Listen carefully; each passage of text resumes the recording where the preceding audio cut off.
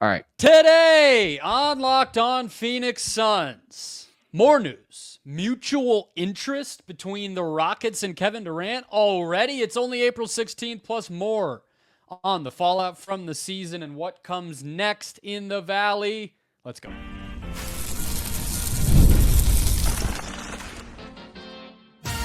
You are Locked On Suns, your daily Phoenix Suns podcast, part of the Locked On Podcast Network. Your team every day. Welcome back into Locked On Phoenix Suns. I'm Brendon Kleen, a staff writer at Awful Announcing and a credentialed Suns media member. Thank you for making Locked On Suns your first listen here on this Thursday. Don't forget Locked On Suns free and available on all platforms, including YouTube. So click that follow or subscribe button. Do what thousands of other Suns fans have already done. Become an everydayer and get locked on to the Phoenix Suns right here each and every day. Today's episode is brought to you by the Gametime app. Download the Gametime app now, create an account, and use the code LOCKEDONNBA for $20 off your first purchase. Joining me, as always, from the wonderful West Valley, my fellow Suns credentialed media member. We got Suns Pelicans history. We got no press conferences from the players. How are we feeling on this Thursday, Ben Garcia? I'm feeling good, man. We continue to get news. Shams Charania just keeps on handing it on a silver platter, so let's just jump right into it. Yeah, he is. The ESPN people are getting ready for the play-in games on Wednesday night, which will have already happened by the time people are listening to this. And he joined NBA Today to talk a little bit about the latest news, and he did, in fact, give us some of it, where he said that look at, watch for what happens in the playoffs. Houston is the 2 seed. Let's not assume that their season is ending anytime soon, or that we know if, hey, some other aggressive suitor comes out of the woodwork here. But there is expected to be, and apparently already has been, mutual interest between KD and the Rockets. Now, before I let you respond, Ben, I just want to highlight a few things, okay? Because Ime Udoka, we know, right? He was on the staff in Brooklyn when KD was there. Royale Ivey, somebody that you're kind of seeing as like, hey, could this dude be a coaching candidate for a team like the Suns? He's on some of those lists already, if people have seen those articles. If you recognize that name, yes, he coached the South Sudan team that was kind of a cool story last year at the Olympics. He also was Kevin Durant's teammate in Oklahoma City, and his job right now is an assistant coach in Houston. Okay, so that is another very big ingredient as to why that connection makes sense. And maybe you want to throw in the fact that, hey, he played in college 2.5, 3 hours down the road. There's a little bit of a narrative around the Texas connection there. And KD has never been shy about how much he loved that experience. So that could be just a cool element of it as well. And of course, they're ready to win. So it does make a lot of sense. What did you think when you heard how already concrete it was, though, Ben? Well, I was putting together the story that we heard yesterday, or not necessarily a story, just something that was out there, that Kleinman was already coming out to meet with the Suns, and you posed the very obvious question, and good question, of like, why are they already doing this now? A trade can't even be finalized until, what, July 1st, I think is when the new league year starts, or something like that. So something's going on behind the scenes, and I was kind of surprised, because yesterday, if you would have asked me, and you did, it was, I think Minnesota is going to be the most aggressive team. But as of right now, April 16th, who knows? The Rockets could get kicked out of the first round. The Timberwolves could win the NBA Finals. Like, there's a lot of things that can change. But if we're just taking like a hierarchy, it does kind of feel like the Rockets have kind of surpassed the Minnesota Timberwolves and teams that like, oh, let's zero in on what they could give the Suns now. Did you kind of feel the same way about that? I think that it's just a different type of pursuit, right? Like it with Minnesota, it makes a little bit more sense because of the situation that they're in, the salaries that they have, obviously if they come up short again, that'll really be kind of 3 years now of the churn of the playoffs without ever getting and breaking through. But narrative-wise, or like interpersonally, I guess is a better way to put it, the Ant friendship that KD has is kind of the only personal thing that you would say would make Durant want to go there. Whereas with Houston, the trade's not really as one-to-one, although obviously the Van Vliet thing, maybe you could say it actually is really easy if he's included. But they're only in their early stages. You could say it's a little too early for them to really make a move like this, but the personal side is right there. So I think it's just a little bit different, but it's definitely those two teams. To me, what puts it over the top is the same thing that we've known for a year now when Houston broadcasted it through Woj to anyone who would listen, which is we acquired those Suns picks not just because they're cute assets to brag that we have, because we're eyeing the guys on the Suns. And so that's more than anything, still, even after a year, that's why I would, if you're going to make the case they're the top, that's why. Well, that's because they're absolutely going to get Devin Booker in their eyes. You know, it's a good point, man. The valued relationships, we talked about that yesterday, that the reason why I felt like Minnesota was in first is because that relationship with Ant. But I would agree with you that it never felt like it always felt like that relationship was very one-sided. Kevin Durant doesn't despise or dislike or Anthony Edwards, nothing like that. But it does feel like it's more of Ant wants to be Katie's friend more than Katie wants to be Ant's friend. So maybe, although if you read and watch some of the stuff from the Olympics, that might have changed. Yes, but we also saw that in the Olympics too, where like Book and Ant seem to be really close over there too.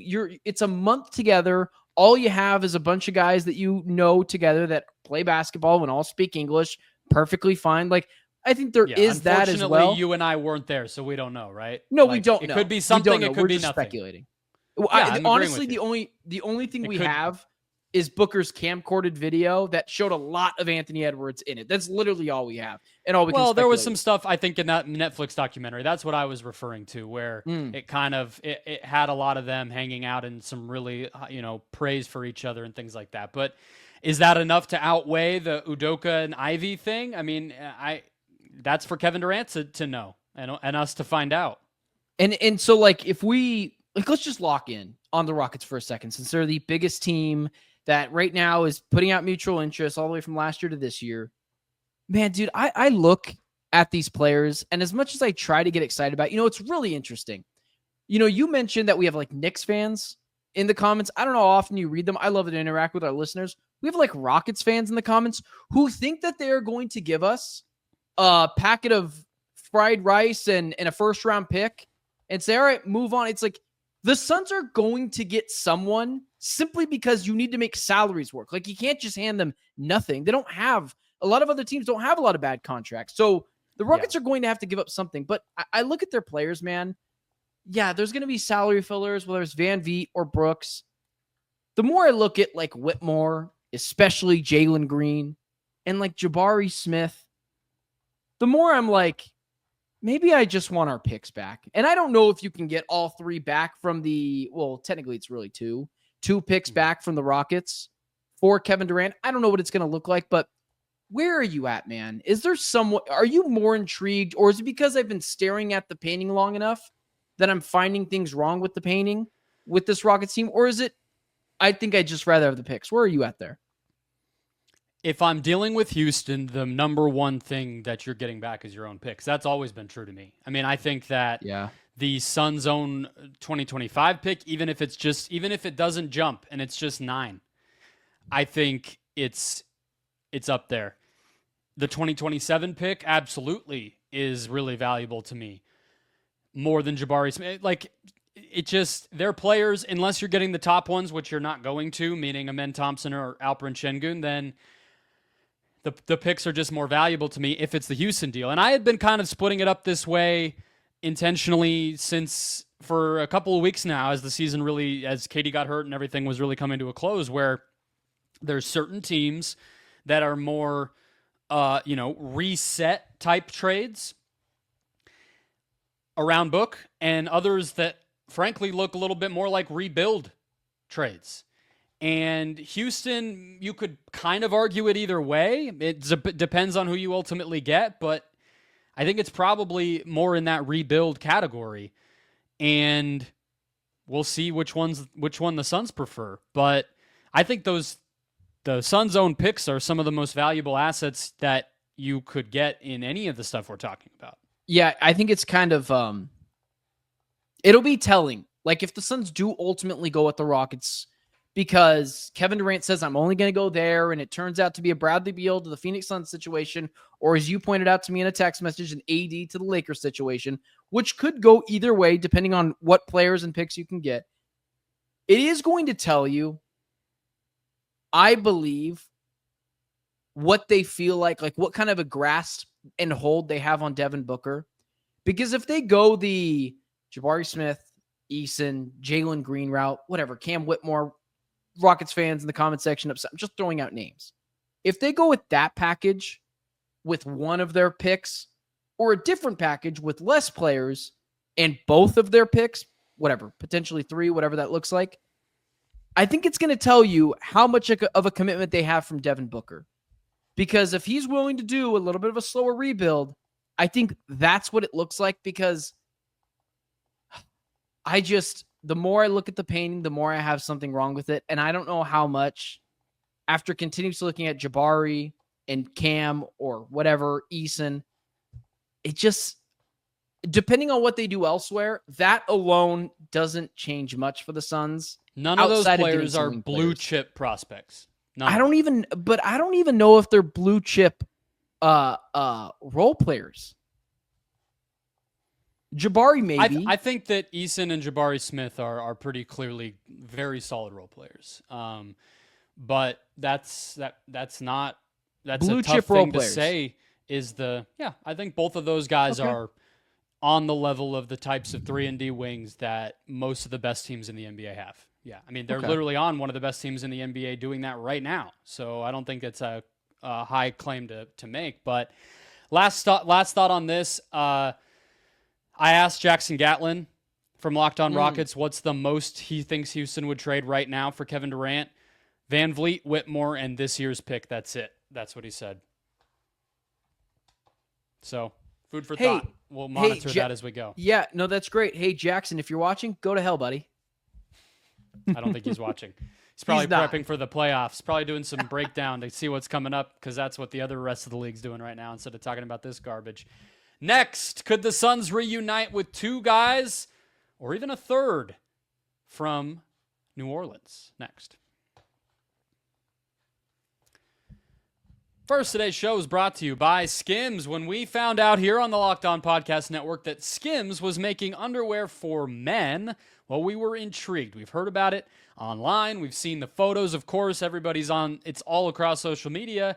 WNBA stars have it, but we were like, hold on, crazy schlubs like us could actually check this stuff out and benefit from it. And yeah, look, if you've ever had issues with anything you're wearing down there, Skims has come in and fixed it. They make everything from boxer briefs to classic briefs, all designed with that perfect balance of comfort and style. They have active stuff you can wear to the gym. They have more lounge, softer, kind of more flexible if you're just hanging around the house and working or doing whatever, watching TV and just want to be comfy. Plus that lightweight material feels amazing, almost like there's nothing there at all. So shop Skims Men at skims.com/LockedOnNBA and select Skims stores. Let them know we sent you by selecting podcasts on the survey when you make your purchase, and select our show, Locked On Suns, in the drop-down menu that follows.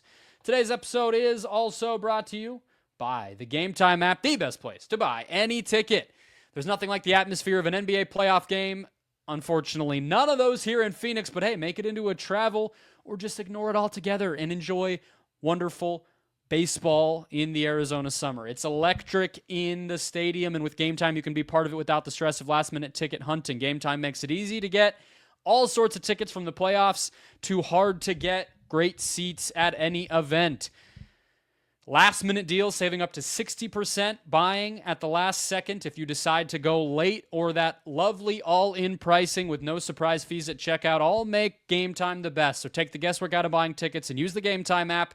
When you make your purchase, use the code LOCKEDONNBA for $20 off. Terms apply. Again, create an account, redeem code LOCKEDONNBA for $20 off. Download Gametime today.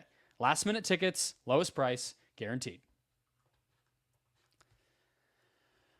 Keeping the show rolling here. Don't forget to sign up for the Locked On Suns daily newsletter. Keep up with everything going on with this crazy team right to your inbox for free every day, and it supports us big time.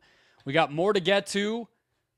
With regard to the Suns' front office and coaching searches, Ben, where Mike Scotto, as well as Shamit Dua, who does a great job covering the team locally out in New Orleans, have both reported, confirming a lot of other speculation, that Willie Green, who of course was the lead assistant here in Phoenix when Monty Williams was around up until the last season, when of course he competed against the Suns in the playoffs. Actually, I guess, no, the last 2 seasons. He was only here half the time with Monty. He's going to be kept in New Orleans, is the bottom line. He was somebody I think Suns fans had intrigue about.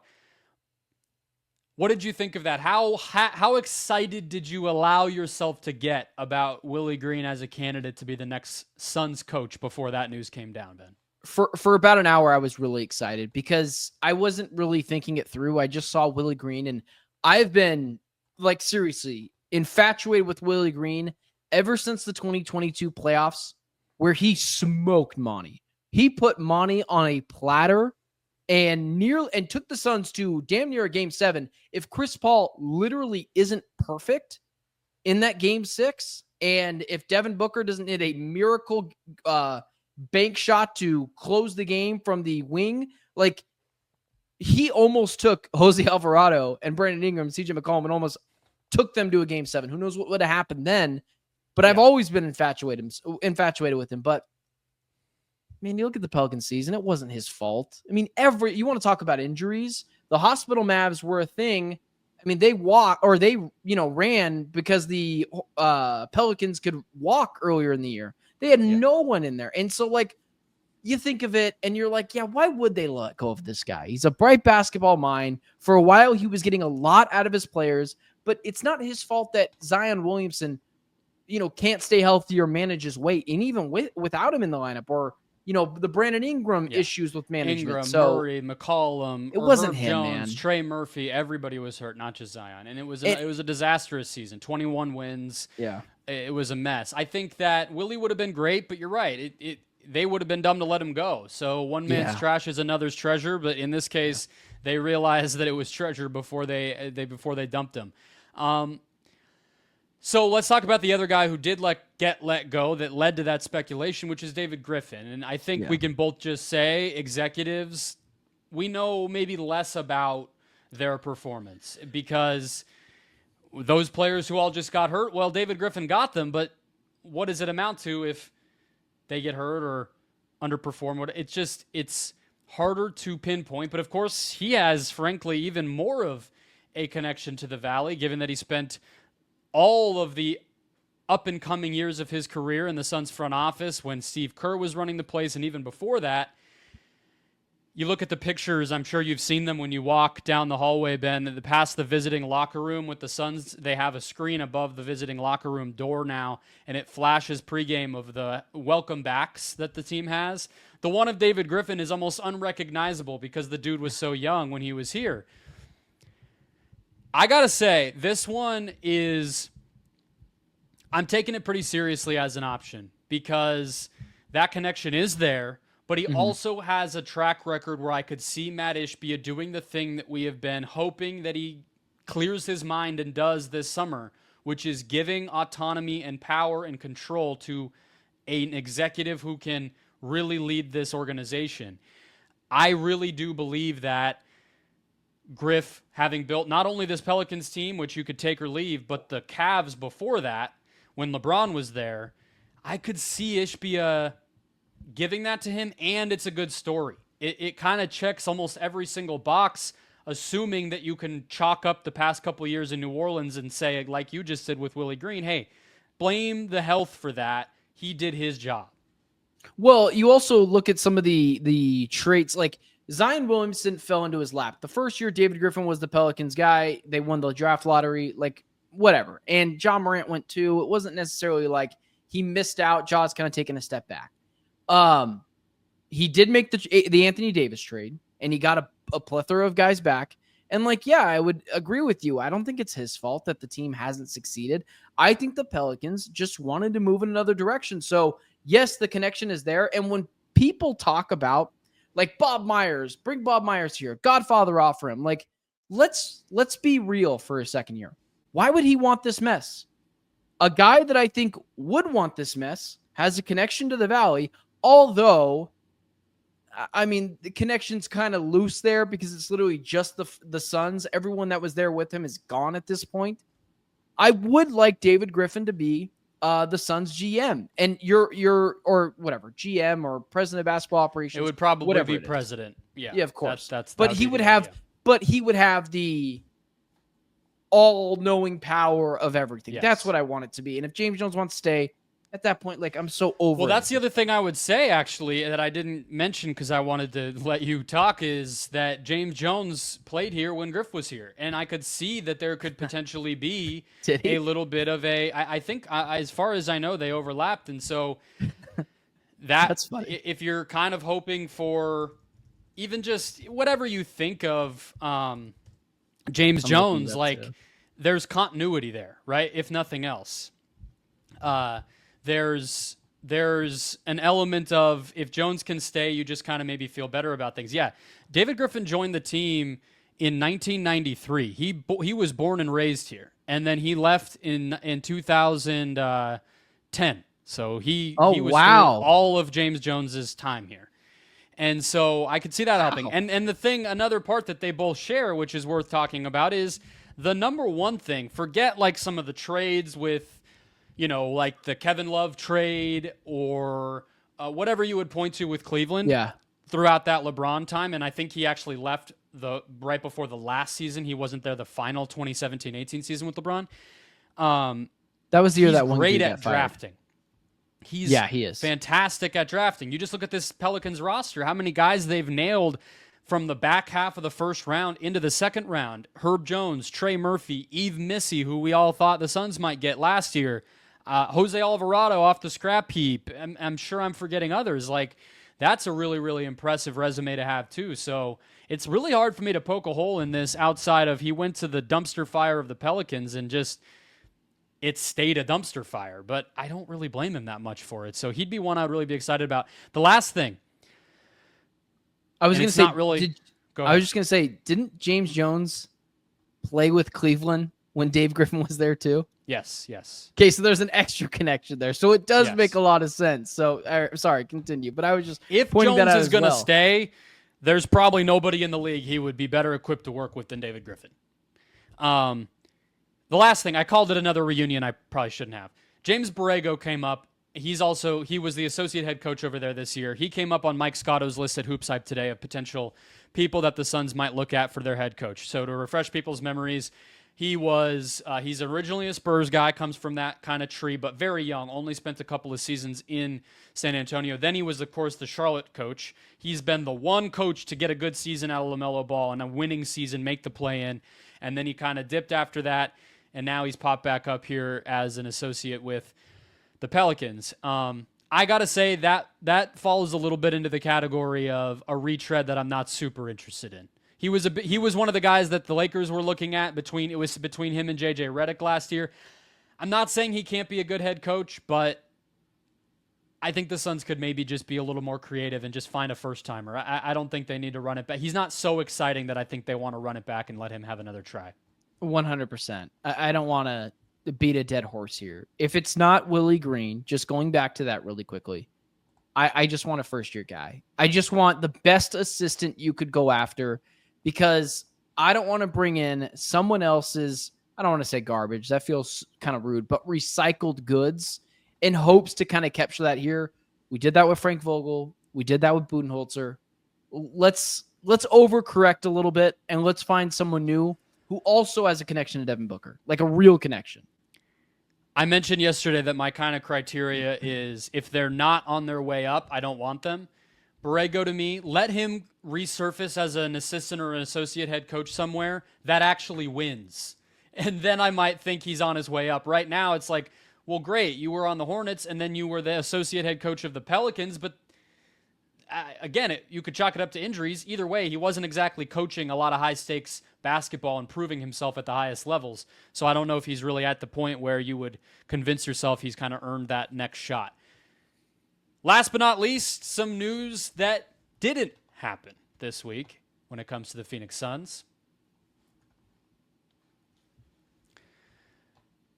First, today's show is brought to you by Amazon Fire TV Stick 4K. Yes, that's a mouthful, but did you know the bottom line is that your Fire TV is also an Xbox? Think of it that way. You can turn your TV, any TV, into a gaming and entertainment hub with Fire TV Stick 4K devices with no console required. Just grab your paired controller, subscribe, or sign in to Xbox Game Pass Ultimate with EA Play included, and you're ready to go. Dive into hundreds of premium titles from EA Sports College Football to Call of Duty Black Ops 6 and more as easily as you stream your favorite shows. It's gaming made simple, and it's all on your Fire TV. Plus, with 4K streaming, watch more than 1.5 million movies and TV episodes from your favorite subscribed services like Netflix, Prime Video, and beyond. Whether you love gaming or you just want to stream high-res, great stuff on an easy-to-use device, head to Amazon.com/FireTV-LockedOn to get started. Xbox Game Pass Ultimate subscription and compatible controller required. Available on select devices included Fire TV Stick 4K, Fire TV Stick 4K Max, and Fire TV Cube. Again, that's Amazon.com/FireTV-LockedOn. All right, a couple final thoughts here, Ben. Let's round out the show with some news, as I said, that did not come to pass this week, which was any comments from the Suns players. And if you go back, I had kind of, I don't know if we talked about this on or off air, but it's been a frustrating trend with the Suns. And last year, only Bradley Beal spoke on the Monday after the season, had to kind of tightrope walk because we didn't know the status of Frank Vogel. Year before that, 2023, I think maybe some players spoke, but I don't believe that Devin Booker did. Was that the Denver Nuggets series? Booker did not. I remember Yes. that being a massive problem. Booker And did so not. 2022, very much the same thing. Don't need to elaborate there. And then we did talk about it on air because we had talked about how in 2021 he jetted off to the Olympics immediately after the finals. And, you know, they did something around when DA signed his extension, but they didn't. I guess that would have been 2022 as well. So not a lot is the bottom line. And this year, absolutely nothing. Now, you could look at it and you could say, you know, Ishbia spoke last year. Monty had spoken in previous seasons. James Jones has spoken at times. If you're firing Bud this week, I get that it does put the players in a bad spot to have to go out on Monday and before management has spoken, all of a sudden you're Devin Booker, you're anybody, and you're getting asked, why do you think that Mike Budenholzer got fired? And suddenly you're having to be the spokesperson of this whole organization. But to do nothing, that is, I think, a really bad mistake by the Suns. To not even structure it at all, to hear from any of these guys, it rubs me the wrong way. It is so cowardly. It is so cowardly. You cannot hide behind, and it's not the players. I am not blaming any of the players for them not being made available. I think this is all clearly coming from the front office. I don't think Booker and KD had a meeting about this, but like it's cowardly. And it shows. Well, let's clear one thing up, right? KD wasn't going to speak either way. That just wasn't going to happen. They're not going to put somebody who is actively bidding farewell to fans online. No organization. That's him. Forget about the Suns. Nobody's. Yeah, but no one is asking him to bid us farewell online. Okay, I think you get my point. He is on his way out. I don't mean literally because he's tweeting. I mean just he's gone. He's as good as gone. No franchise is going to toss him out on a platter like that. I get the point you're trying to make, but he's doing that to himself. He's the one going on social media and which, by the way, is so. Like I'm saying, forget social media. If he never tweeted, he still wouldn't have spoken because he's on his way out, and that would be unnecessary self-owns. I agree with your point. I just want to be fair that Durant was never going to speak this week. I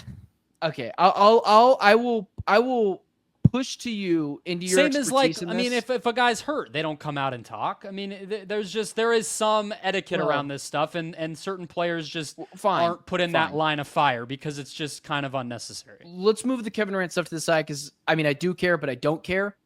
I would like to hear something from Devin Booker on the Budenholzer side. And I would like to hear Devin Booker be like, yeah, the stories are here nor there. ultimately we need to own some of the issues that happen after that. Even after you already said it a couple weeks ago, I would like to just hear that reiterated. The Bradley Beal stuff. I would like to hear something from him. Colin Gillespie. He still doesn't have a new deal. Granted, it doesn't really matter right now, but still, like things like that.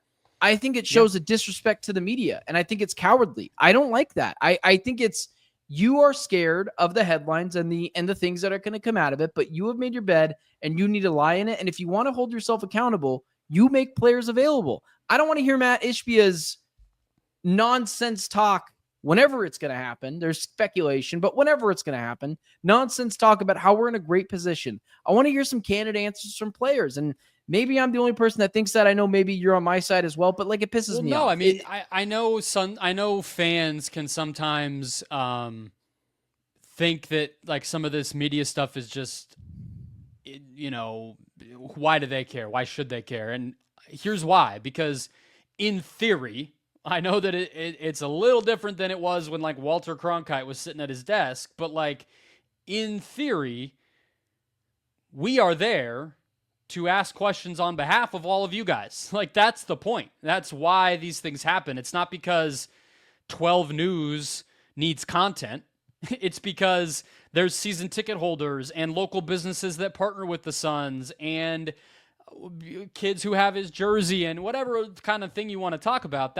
Those are like, if you're in business school, those are the stakeholders of the business when it comes to a sports team. That's the type, it's a unique business, but those are the people that in theory, when you're doing a press conference, you're speaking to them. If you're Matt Ishbia, you're speaking to, hey, there's people who pay tens of thousands of dollars of their hard-earned money to buy season tickets every year. There's local businesses that have suites and use their company's budget to do that. There's kids all across the state who I gave a free satellite to who love Devin Booker and love what the purple and orange mean to them and blah, blah, blah. Those are the people that it should matter to. And I know I'm mentioning Matt Ishbia there when we're really talking about the players, but that's why it should matter to the organization to be as transparent and open with this stuff as you possibly can be. And just to give an answer that I think of what it could look like, because I get the difficulties with Bud, with firing Bud. Yeah. If they knew they were firing Bud, right? So everybody knew. If I'm Matt Ishbia, I communicate with my PR team and I say, hey, this move is coming down. They already knew because they had to have a press release ready. Let's please talk, let me talk, or you guys, let's find some way to communicate with a handful of players, book included. Can you please not leave town until Tuesday afternoon at the latest? We're going to fire Bud on Monday. Let that blow over. Tuesday morning, we will have something very similar to, media day at the beginning of the year, where myself, I'm speaking as Matt Ishbia, whoever else from management, we will start. We will answer as many questions as the media have about all the BS. Sorry, I'll bleep myself. And we will have the players follow. Take the bullet for them and then let them speak, because we owe it to the community and to the fans to have that happen. It's not that hard. It's really not that hard. And guys like me would respect that. And also, you said something a little bit ago. It's like, oh, you guys just need your content. You are the fans that tell us we don't ask hard enough questions. So why don't you give us an opportunity to ask hard enough questions? I mean, it was really funny when Gerald Bourguet put out, if I only asked better questions this year, because people don't understand the dynamic of just being like, hey, Booker, why do you suck? Like, it's not the way things work. But I agree with you. Everything you said, you had lined it out. That's how I would have done it. It's what pisses me off about the Arizona sports media is like, we're not respected. And I don't think any of the teams, I can't really speak to the Diamondbacks, but I've done obviously enough amount of work with the Cardinals to be able to go to things like everything is controlled. They don't respect us. And this shows another thing is like, we don't respect you. And by not respecting you, they don't mean this, but like it does kind of go off on the fans that want to know things. So that stuff pisses me off. Make people look, available. I mean, how else are the fans supposed to get any information? It's not like the Suns put out YouTube videos with each player speaking to camera or something in substitution of this. Well, you're supposed to get it through Kevin Durant's tweets, obviously. Yeah. I mean, it's I'm happy frustrating we feel the because same here. The season is so Oh no! I mean, I think I'd be more on this side than you. I'm the old fashioned guy here. I'm the journalist. You stick are up a my bit. Butt, you know. Well, you don't. I wouldn't have praised you like that. I would have said you're a little bit more straight edge when it comes to this stuff. But I thought you would. You're also kind of pro player too. So I just didn't think. I thought you'd agree with me, but I didn't think it would make you as annoyed as I do. Because God, if there's one thing that I hope you and I can do, it's like hold teams accountable, be kind of the hard A teams that will praise this team when they need it, but we're not going to give them a pep rally, and we'll go after them when they deserve it. But like, they need to give us the opportunity to do that. And it's what I respect about other mostly East Coast teams from what I've heard. And like, I don't know about the Diamondbacks, but the Arizona Cardinals do the same bleep and bleep. And it drives me bonkers, man. I mean, in Cardinals practice, like they only let you film like the first 15 minutes, and it's just them stretching because they don't want you to get anything else. Like it's all nonsense. So probably shouldn't have said that last part, but whatever. That's how life is. I mean, some of it's league, some of it's team, some of it's star player driven. It's all a mess, and it's different place to place and team to team. But I do think the bare minimum is just have people speak the same way that most teams do, and that's if it's 60 seconds, it's 60 seconds, but nothing just leaves fans in the dark after one of the worst seasons in franchise history. That's a bad precedent to set. That'll wrap us up. Hit follow or subscribe if you have not already. We'll be back with you one more time to close out the week. Enjoy your Thursday, and we'll catch you then.